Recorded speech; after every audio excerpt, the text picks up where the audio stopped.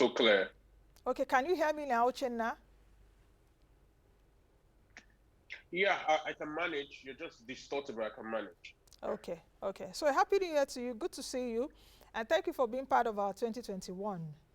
You know, at least you appeared here last year, so it's good to see you, knowing that you're well, and of course you're still safe.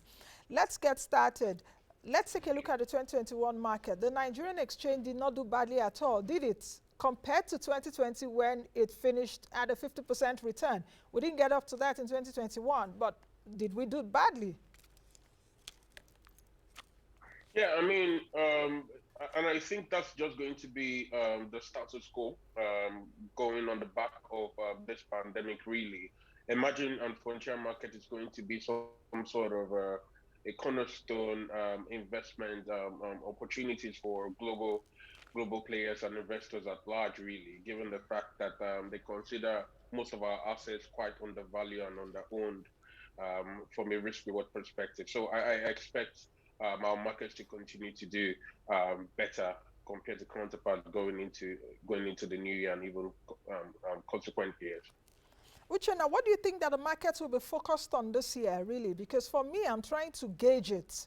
You know, what do you think we will be focused on this year? Talking about the capital market. Earlier on, I did say in the news segment that Lamido Yuguda said that there will be a review or a revision of the master plan for the capital market. So what exactly will the market be focused on this year? I think it's going to be a combination of both exogenous risk and also inherent risk. That's going to be a combination of both. As you mentioned earlier, you can see that the Federal Reserve is going to be looking to taper and tighten its monetary policy stance. So the liquidity that we already used to on the back of the pandemic, I think will start to adjust to a tighter liquidity, given policy adjustment stance by the Federal Reserve. And you're also going to see that from other global central banks as they get to adjust their monetary policy, their accommodative policy, given the fact that there is now significantly global inflationary pressure that would continue to cause harm if it's not checked. And I think that's going to translate into our markets. That's going to translate given the fact that a lot of our exporting commodities like oil, for example, are being priced in US dollar.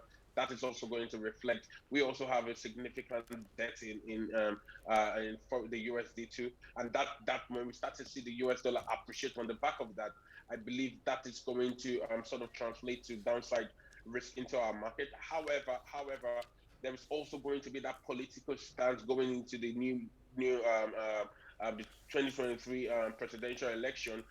There's going to be that general feel as to what our political landscape is looking like and how stable that is. That we get that from the credit agency, rating agency, and others. So there's going to be that combination of this risk factors from exogenous, from Federal Reserve and global markets generally.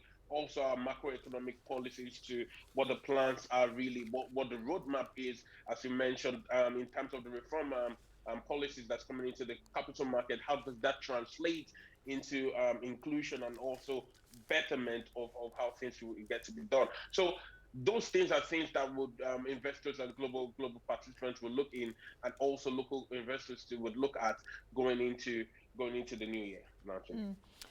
Uchenna, do you foresee like IPOs or rights issues? I know we saw some last year. In fact, as we ended the year, there was this scramble for MTN shares for existing shareholders.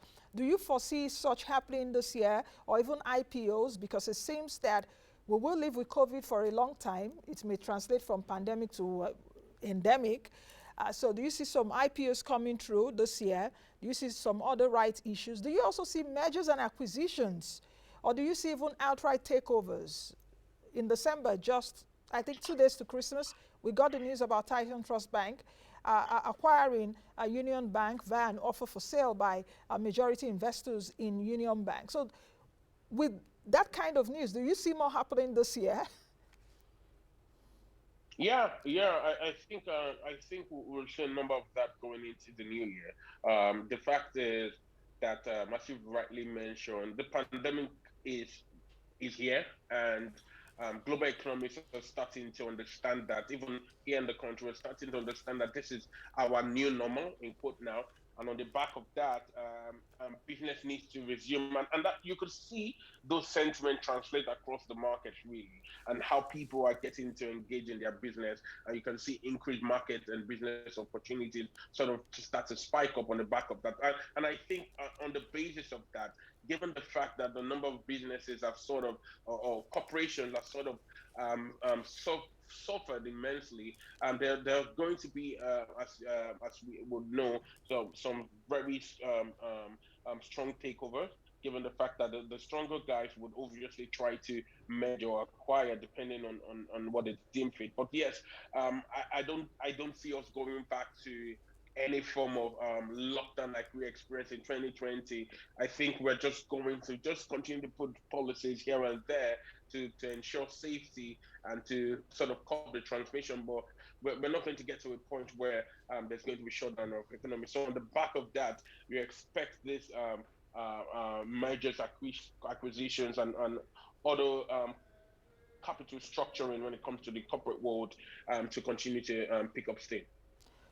Which asset classes, as we've started the new year now, the Nigerian exchange last week ended in the bullish territory. Which asset classes do you think will be the outperformers this year? And which asset classes do you think will be the underperformers? I'm not predicting doom for some underperformers, but because of what we've seen, at least in the last few months or in the last few years, which asset classes do you think will be outperformers and underperformers? And how should an investor be savvy right now and take advantage of it? So I think we'll see the bullishness continue in the equity space. I think a number of those asset classes are sort of underowned at the moment. So I expect we see significant inflow of FDI stroke FPIs into that space. I think in terms of underperformance, I think given the fact that there's a general risk on sentiment, even translating from a global perspective into the local market, I think we might see some relatively rather underperformance when it comes to the fixed income markets, really.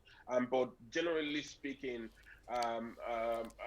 there is nothing significantly highlighting that will be facing any bearishness, except something kicks in. As I said, maybe the political risk going into 2023. But generally speaking, macroeconomic factors on the back of the fact that we have just bottomed out from a pandemic level, we will continue to see bullishness in the equity space, I believe. Mm. I like what you said, that we've bottomed out from the pandemic level, and let's hope that perhaps the economy continues on this trend.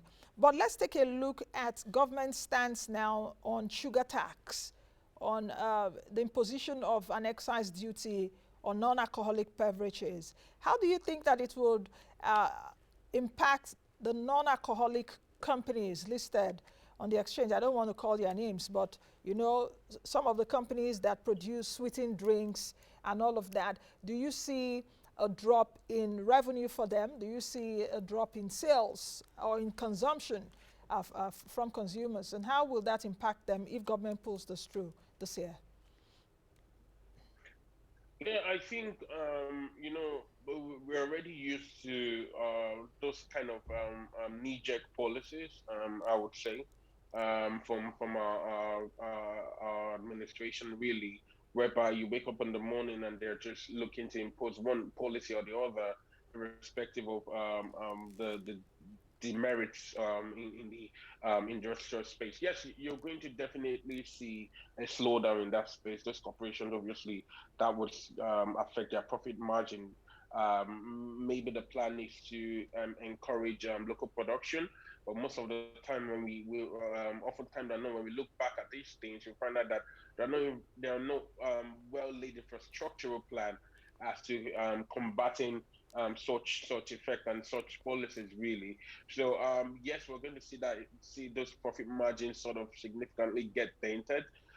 However, the plan is that maybe there are going to be alternatives. Maybe these corporations can start to look for other ways of looking to better their production, their beverage production, really. But from a corporate standpoint and from a financial standpoint, that is a no brainer. We're going to see that effect on their profit margin. We'll see that in their books. Okay, Uchenna, as we close this interview, I would like you to predict 2022 for me in one word. I don't know how difficult that will be for you, but just give me one word, not one sentence for 2022. And hopefully in 2023, we shall meet again. I'm not saying I'm not going to see you all through this year, but I will remind you in 2023 if your prediction was right. So give me one word, forecast for 2022. Forecast. I think precious metals, gold, silver, platinum. These are places you can really. They have really been depressed in the coming years, and I think, given the fact that the Federal Reserve is looking to taper, you will see commodities, precious metals, especially, thrive on the back of that. I think oil too. We most likely we touch the $100 mark this year. I have a very strong conviction to that effect. But I think when it gets to the $100 mark, I think then we might have to start to see maybe another bearish run in that oil space. But yes, that's oil, gold, silver, precious metals will do significantly well. Okay, so in other words, let me summarize what you've said. Commodities, one word, commodities, we should look out for commodities this year. Though you're too optimistic on the oil price, $100. I don't know how far because I've been watching what OPEC has been doing, what the US has also been doing, and let's see how that goes. But Uchenna, thank you very much for joining us today. I wish you a great year. Thank you.